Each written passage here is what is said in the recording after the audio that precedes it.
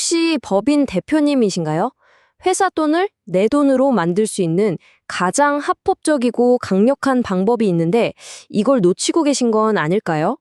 오늘 대부분의 대표님들이 그냥 지나치는 우리 회사만의 규칙집, 바로 정관에 숨겨진 엄청난 비밀을 한번 파헤쳐보겠습니다. 자, 제가 아주 중요한 질문 하나로 시작해 볼게요.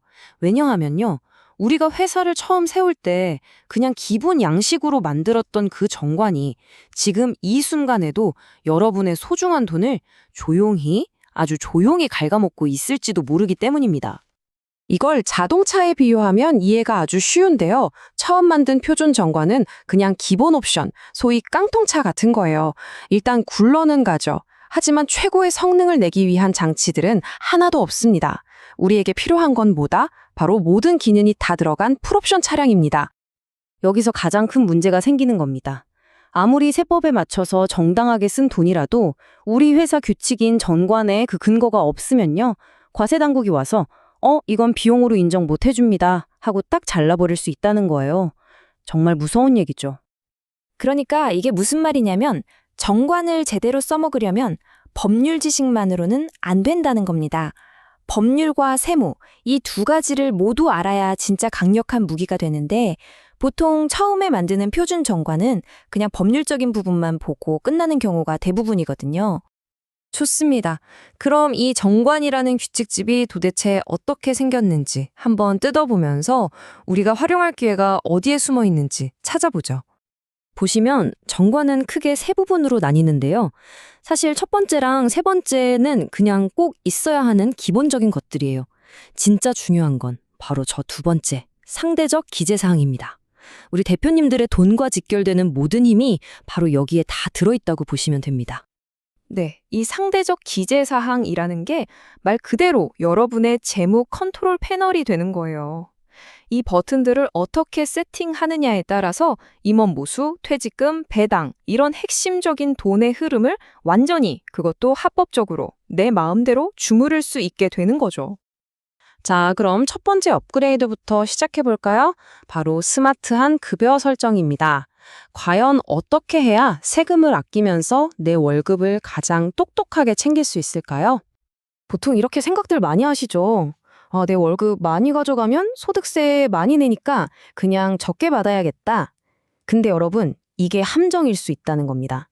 오히려 회사에 돈이 너무 많이 남아서 법인세 폭탄을 맞을 수도 있거든요.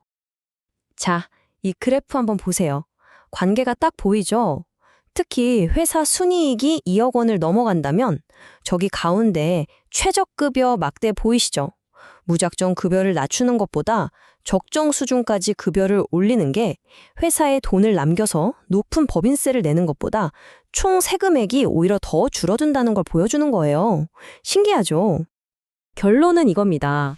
어차피 내 세금이라면요, 회사 통장에 묶여있는 돈보다 제가 개인 소득세를 조금 더 내더라도 내 주머니에 들어온 현금이 훨씬 더 가치 있다는 거죠. 이건 내가 맘대로 쓸 수 있는 돈이잖아요. 좋습니다. 이제 두 번째 업그레이드로 넘어가 볼게요. 이건 정말 대표님들의 노후, 장기적인 부에 어마어마한 영향을 주는 항목입니다. 바로 임원 퇴직금이에요.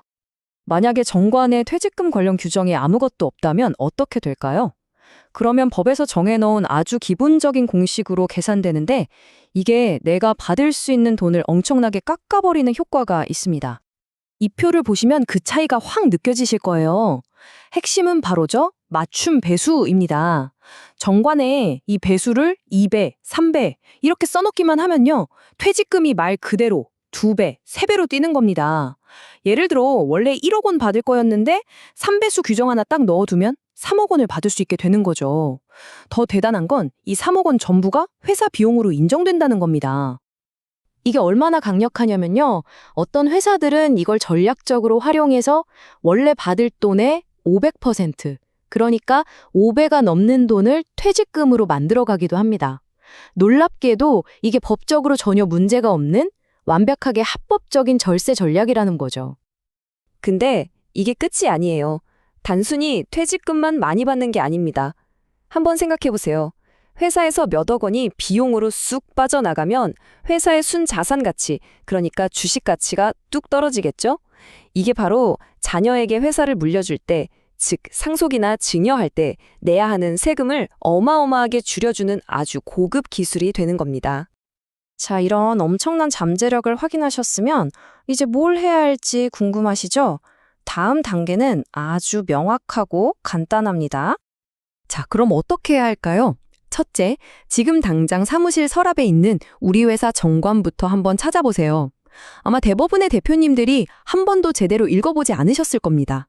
둘째, 이 정관이 그냥 서류 쪼가리가 아니라 내 돈과 권리를 지키는 우리 회사만의 법이라는 걸 인식하셔야 해요. 셋째, 법과 세금을 모두 아는 전문가와 꼭 상담을 해보시고요. 마지막으로 여러분의 전략에 맞게 정관을 수정하는 겁니다. 마지막으로 이 질문을 한번 던져보고 싶습니다.